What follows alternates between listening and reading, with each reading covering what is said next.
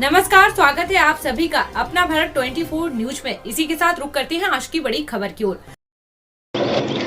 Bulandshahr, Shikarpur, Salempur police ने अरविंद हत्याकांड का किया खुलासा। बहनोई ने ही की अपने साले की हत्या, अपने साथी के साथ मिलकर दिया था घटना को अंजाम। पैसे की लेन देन को लेकर की गई थी अरविंद उर्फ कालू की हत्या। सलेमपुर पुलिस की कड़ी मेहनत लाई रंग, अरविंद हत्याकांड की गुत्थी को सुलझाया। सलेमपुर पुलिस ने दोनों हत्या आरोपियों को गिरफ्तार कर भेजा सलाखों के पीछे। सलेमपुर पुलिस ने हत्या में शामिल आला कत्ल तमंचा व एक गमछा भी किया बरामद। बुलंदशहर एसएसपी संतोष कुमार।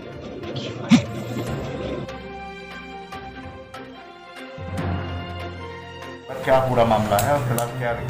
देखिए, दिनांक 30/31 की रात को 10:30 बजे एक व्यक्ति पवन गुप्ता के द्वारा ये सूचना डायल 112 पे दी गई कि वो अपने साले के साथ मोटरसाइकिल से शिकारपुर से आ रहा था। शिकारपुर का मूल निवासी है और दिल्ली में रहता है। और इसका कहना था कि कुछ लोगों ने इसे रास्ते में मोटरसाइकिल को रोका और इस पर अटैक किया।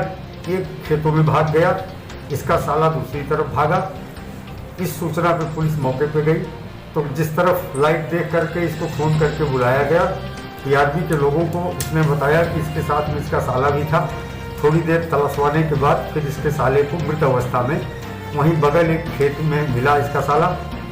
और जो साला था उसके गले पे घोटने के निशान थे, सिर में चोट पहुंचाई गई थी।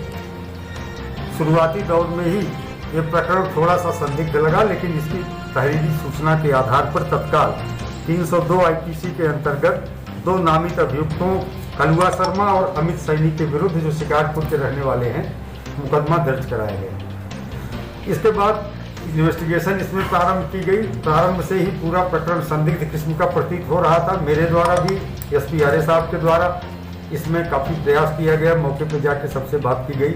जो नामित अभियुक्त थे वो अपने घरों पे मौजूद थे घटना के समय। छानबीन से पता चला कि ये जो वादी है पवन गुप्ता, इसके पिता की वर्ष 2018 में तो कुछ सैनियों ने हत्या कर दी थी शिकारपुर में। उसमें इसने कुल 5 मुलजिम लिखाए थे, 3 जेल गए थे, 2 के खिलाफ कोई साक्ष्य नहीं था, वो गलत पाए गए थे। उन दोनों के खिलाफ फिर वर्ष 2019 में इसने एक 307 का मुकदमा लिखाया कि उन दोनों ने जो है इसके भाई को लगभग इसी घटनास्थल पर, जहां इस बात की घटनास्थल था, गोली मार दी थी। उस जांच में भी वो दोनों निर्दोष पाए गए और मुकदमे में फाइनल रिपोर्ट लगी। तो इसमें कहानी ये निकल के आई कि इसने अपने एक साथी को, वकील मलिक को मैनेज किया, जिसपे 2.5 लाख रुपए इसके बकाया थे। इसने कहा कि मेरी योजना में सम्मिलित हो जाओ तो 2.5 लाख रुपए आपको नहीं देने पड़ेंगे।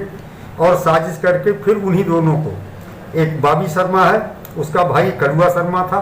इस बार इसने कलुआ शर्मा और अमित सैनी, इन 2 को नामित करते हुए FIR लिखवाई। तो जांच में कहानी का खुलासा हुआ। लास्ट में इसने स्वयं स्वीकार किया कि इसने प्लान्ड वे में उन दोनों को फंसाने के लिए पूरी कहानी रची थी और गमछे से गला घोटा था। इसे ये उम्मीद थी कि शायद वो मरे न, और ड्रामा पूरा किया, लेकिन उसमें गला घुटने की वजह से उसकी मृत्यु हो गई। और इसने अपने भी सिर पे अपने साथी के द्वारा हल्की सी चोट पहुंचाई ताकि देखने में हल्का सा खून रिश्ता हुआ दिखे। तो बड़े प्लान्ड वे में इसने अपने प्रतिपक्षियों को फंसाने के उद्देश्य से एक घटना को कारित किया है। अभियोग का पूरी तरह अनावरण हो गया है। इसके साथी को भी गिरफ्तार कर लिया गया है, जिसका नाम वकील मलिक है, शिकारपुर का है।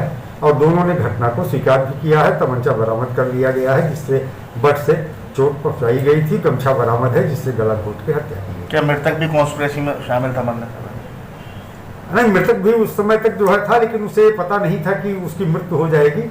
और जैसा कि ये बता रहा है, इन तीनों ने आपस में प्लान्ड वे में रचा था, लेकिन वो साजिश जो है वो गंभीर हो गई और उसकी मृत्यु हो गई।